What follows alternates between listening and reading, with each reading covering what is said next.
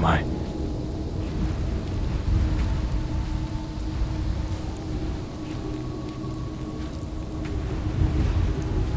I know it's following me. I can feel it.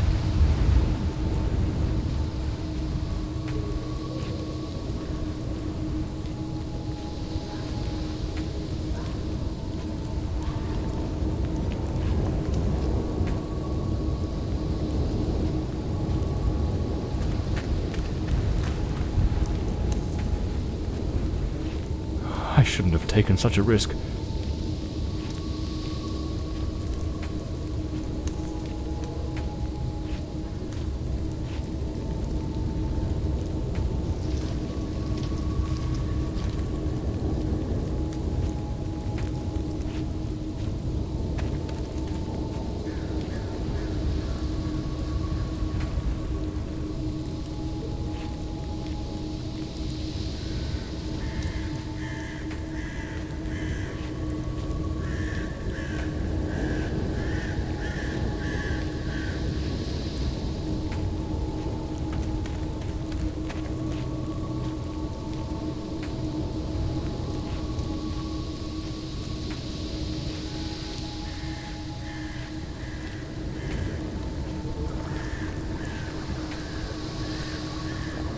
Sound.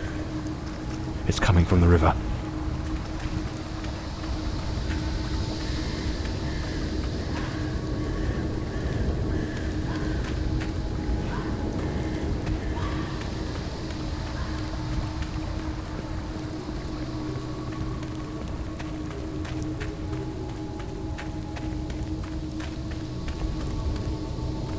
If it catches me, it will show no mercy.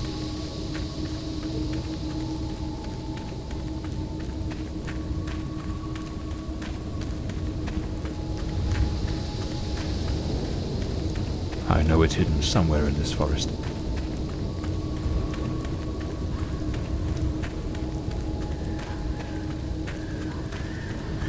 I should be able to see its light soon.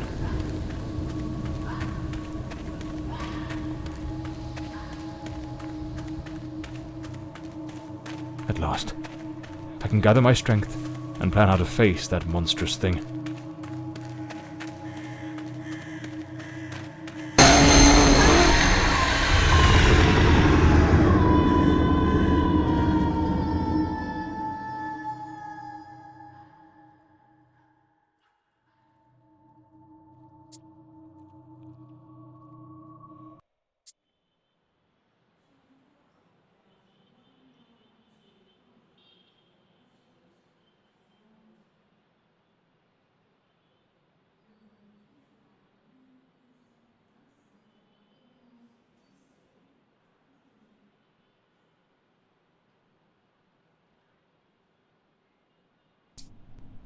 The name's John Morley, private detective, and today is a momentous day. After enduring the most exquisite tortures at the hands of those blasted nurses, and being pumped full of enough medicine to fell an ox, today I'm finally free. Who would have thought that the case of the Red Shoes murder would end the way it did? A stormy night, soaked to the skin, wrestling that brainless killer on a rooftop. Then a slip and a 5-story plunge. It appears you're awake at last. We had considerable difficulty rousing you earlier this morning, so I deemed it best to let you rest a while longer. I bring you good news. The latest test results are favourable, and the doctor has authorised your discharge. You are now officially ready to go. I have placed your belongings on the table. Oh, and a lady stopped by this morning with some clothes from the dry cleaner.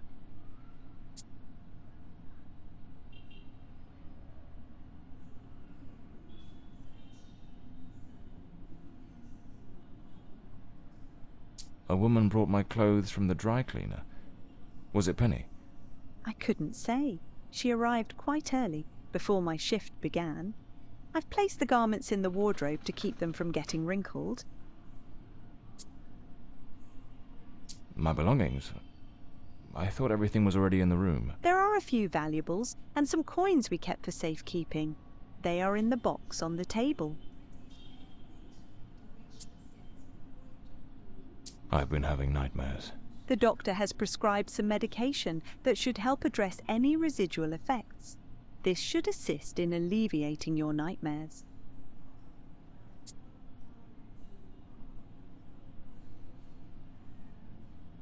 So I'm better now. Yes, you are much improved.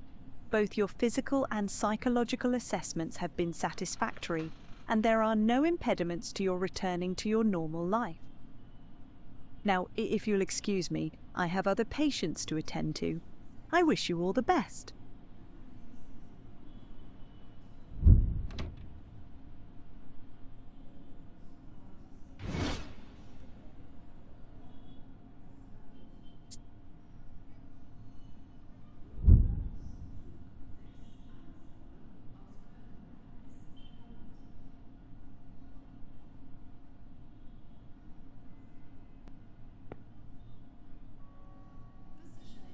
That's me, the bloodhound Morley.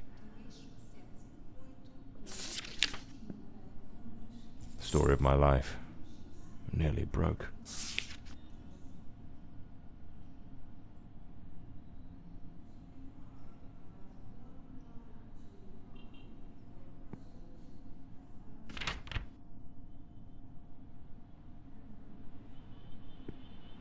I better get dressed.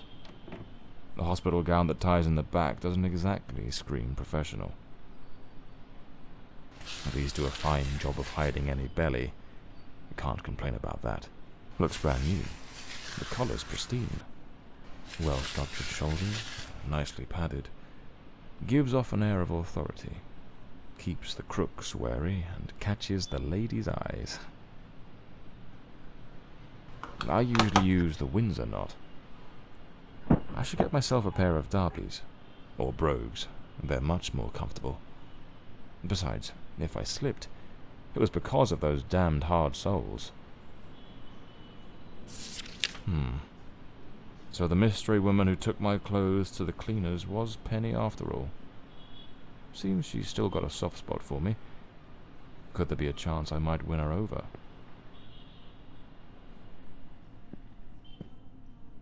I'm not ready to leave just yet.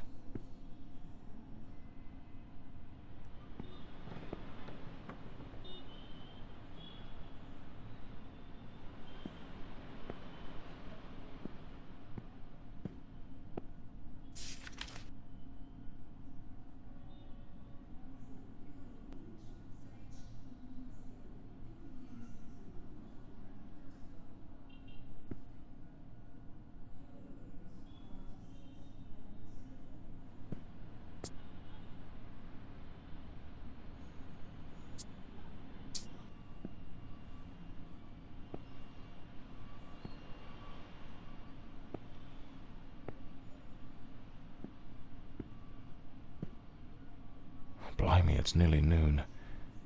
I must have lost track of time in those blasted nightmares.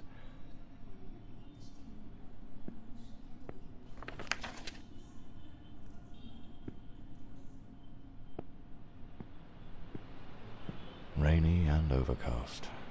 Typical London weather.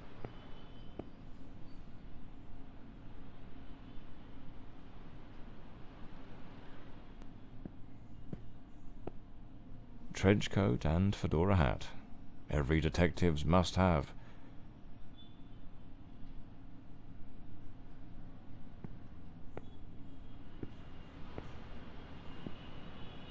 This note's from Penny, my secretary. She must have left it here a few days ago while I was still under observation.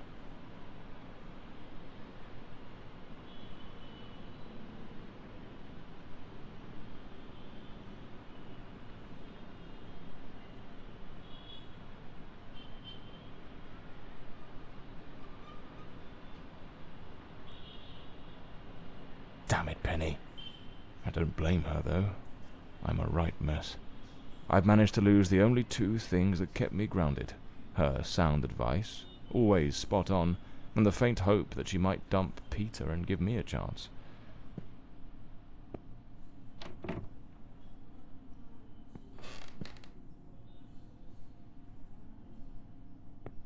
I'd better hurry up.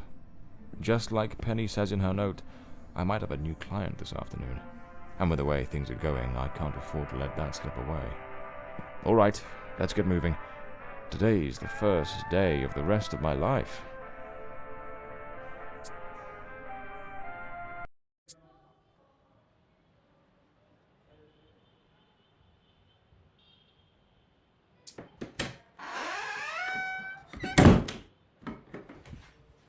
Back again.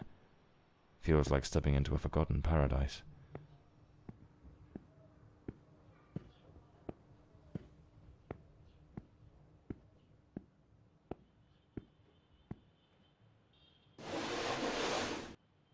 Here they are. Penny's keys. Just like it says in her note.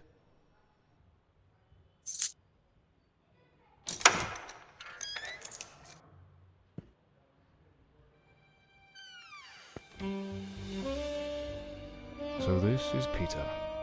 That smug grin's got "punch me" written all over it. Penny's desk. I ought to give her a ring and try to sweet talk her into coming back.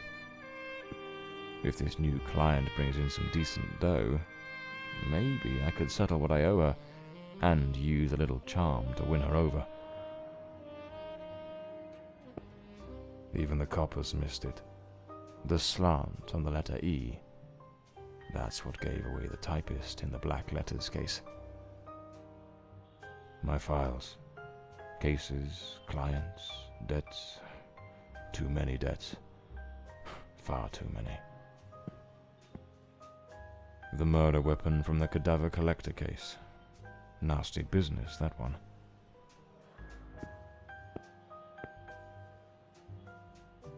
The umbrella with a bullet hole. Souvenir from the marksman case.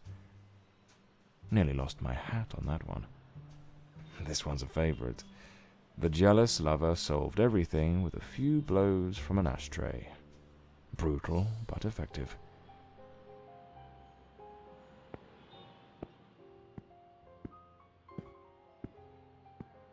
The case of the red shoes murder.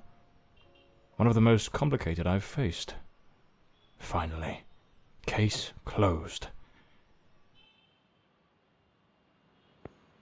My desk, strangely tidy. Normally it's buried under papers, notes, bits of evidence. Penny must have wanted to leave everything spick and span before she walked out on me.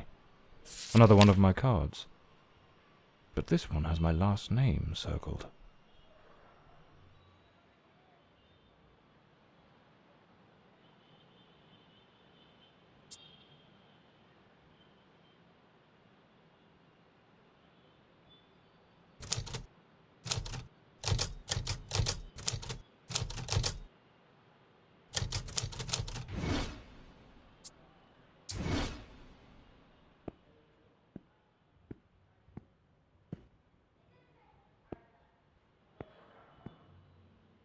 This case is worth its weight in gold. Everything you need for a portable lab.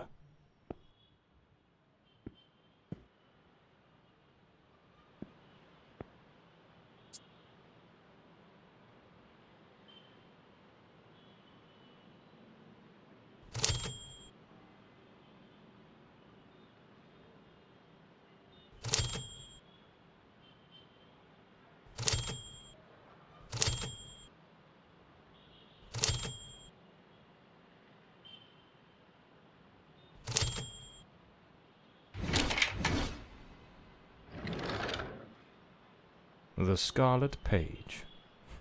I trust Penny didn't go snooping through my things while I was away. Oh, my apologies, madam.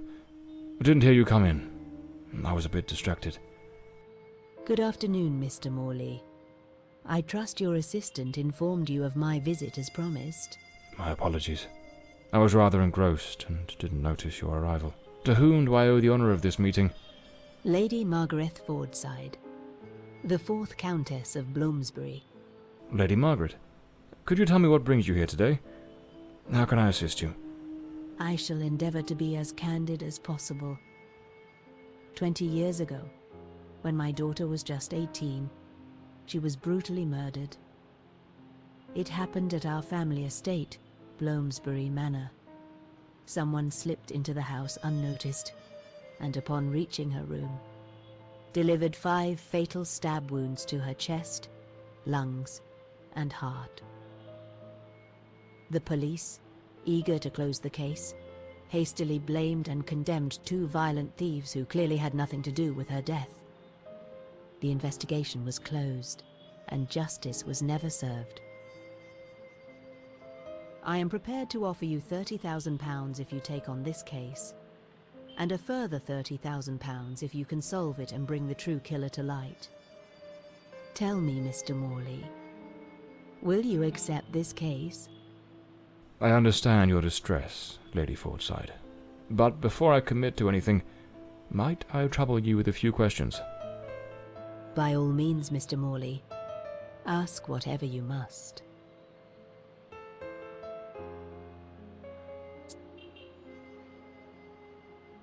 Tell me about Bloomsbury Manor. Do you still reside there? After Elodie's death, I abandoned the estate. I couldn't bear to remain there, to live within those walls. Even now, when I visit the manor, it still feels as though I can hear her footsteps echoing through the halls, her voice humming that old melody, the delusions of an old woman who has mourned her daughter for far too long, Mr. Morley. No mother should ever have to bury her child. Should you accept the case, Bloomsbury Manor would likely be the best place to begin the investigation. I shall not impede your work, as I now reside at Bedford Square, in the heart of the city.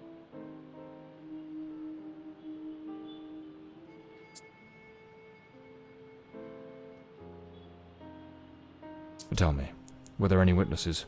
Did anyone see or hear anything? It happened at midnight. The house was practically empty at the time, with only a few servants and a guest who was sleeping in the west wing. I was the only one who might have heard something, as my room was next to hers. Unfortunately, I had taken a sleeping draught and fell into a deep slumber. It is a decision I shall regret for the rest of my days.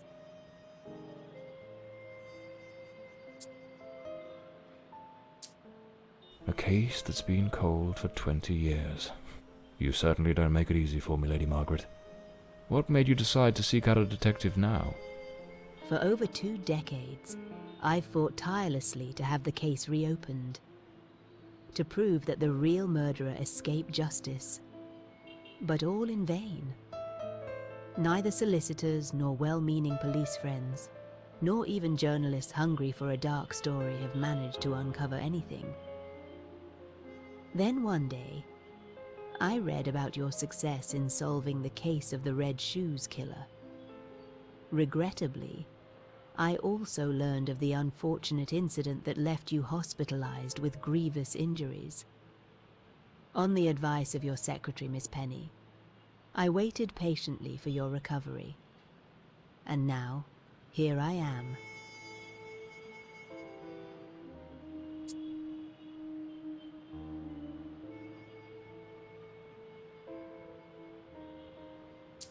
Tell me about the men the police arrested. Why are you so certain they weren't guilty? 2 days after the murder, the police arrested a pair of violent thieves who were terrorizing the county at the time. Though they swore their innocence in my daughter Elodie's death, their criminal record completely undermined their defense.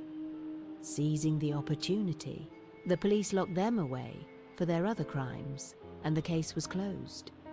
But what has always struck me as suspicious is that nothing was stolen on the night my Elodie was killed. If those thieves were truly the culprits, why would they murder her and then leave without taking a single piece of silver? It doesn't add up, Mr. Morley. Well, I believe I have all the information I need to get started. I accept the case, and will begin the investigation immediately. I'm pleased to hear that.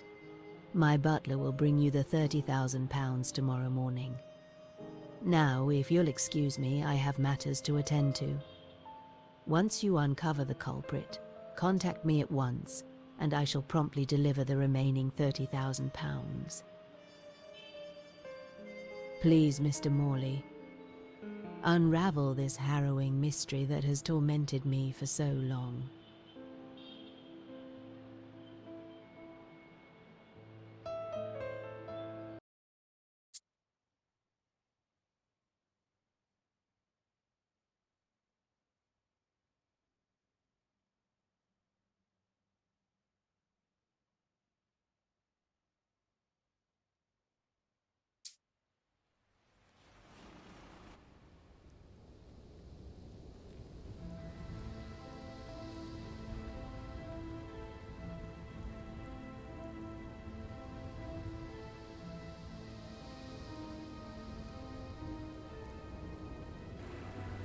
As I made my way through the dense forest path, a haunting silence enveloped the air. It was as though the very night of the crime still lingered here, shrouded in an eerie calm. The manor stood before me, its facade as inscrutable as the shadows that danced in the moonlight. Every step I took felt like a step deeper into the heart of a mystery that refused to be forgotten.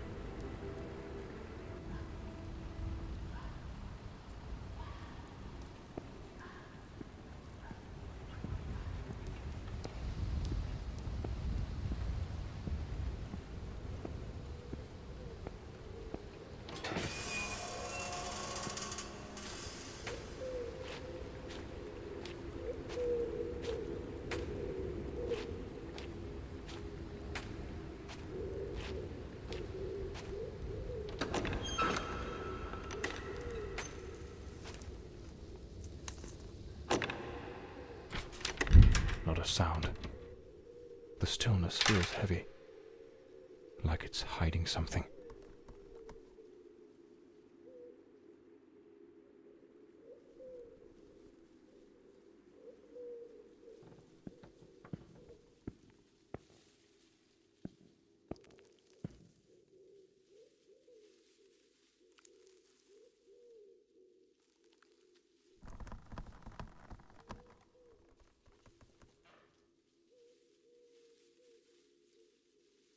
It seems Elodie had a passion for art, but her style wasn't exactly well received. Disturbing from the looks of it. This painting, it's rather grim. There's something deeply unsettling about it, almost like it carries a shadow of its own.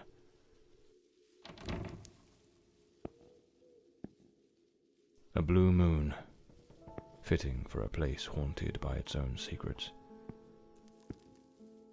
Looks like the Countess left this for me. It could be useful for getting around the place.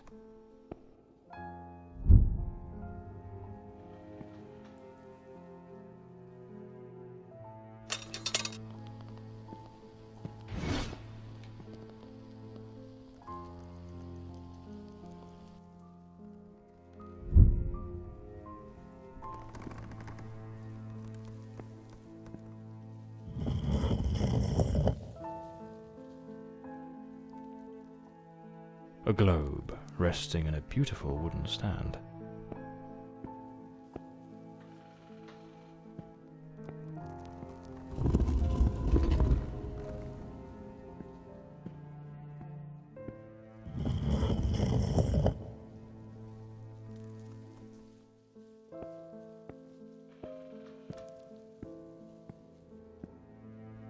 Looks like this is the Fordside family book, showing some of their ancestors.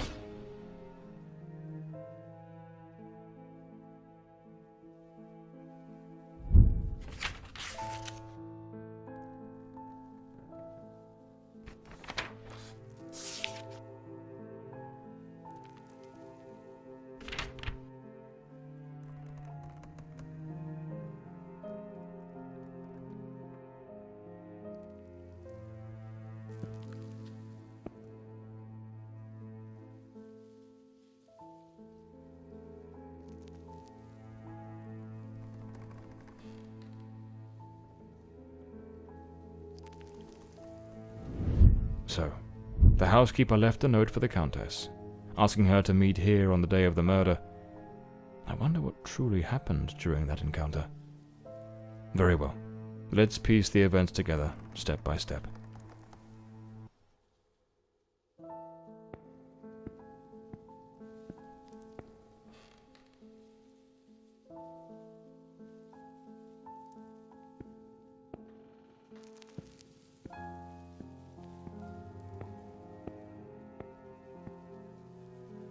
An empty envelope. Did the housekeeper hand the Countess a letter? Lipstick stains. Same shade the Countess wore when she visited my office. Looks like someone arranged tea in the library that day. The housekeeper's cup is still here. Tea spilled across the table. She never got to drink it. 2 chairs. One of them knocked over.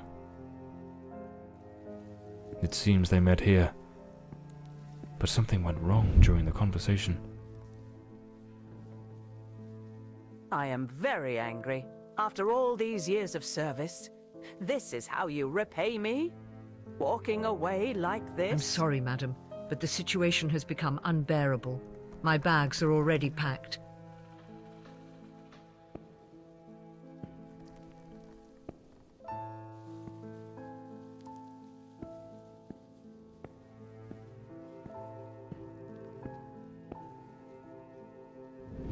The Countess threw the housekeeper out in a fit of rage. In her haste, the housekeeper forgot one of her bags. What was it that unsettled the housekeeper enough to abandon her post so suddenly?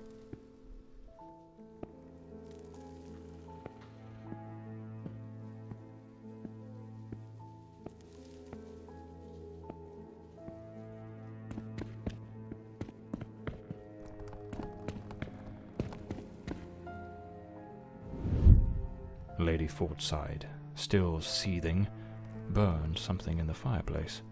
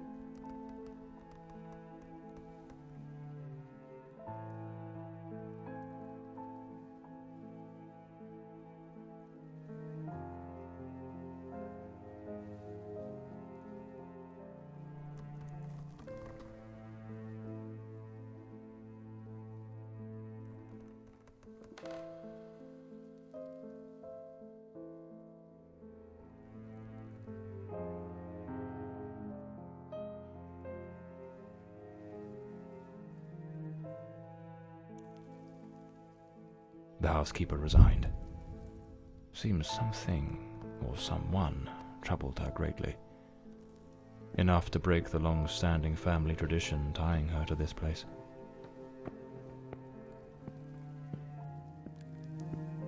The lock has been concealed. This door must open by some other means.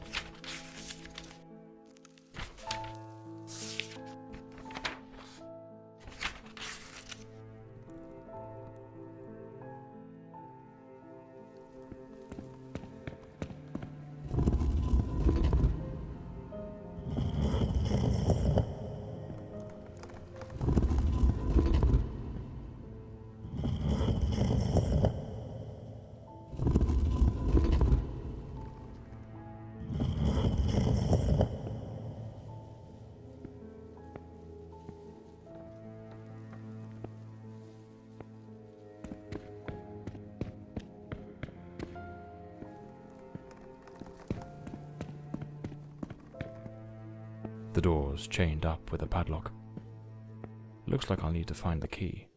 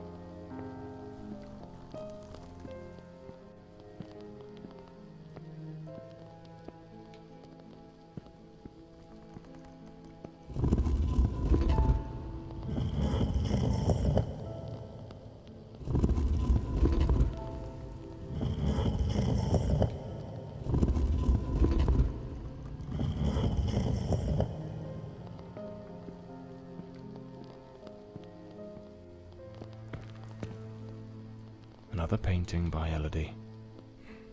There's something deeply disturbing about her work. The Fordside family crest, a rampant dragon, a time-honoured symbol across European heraldry, particularly among the English and the Welsh.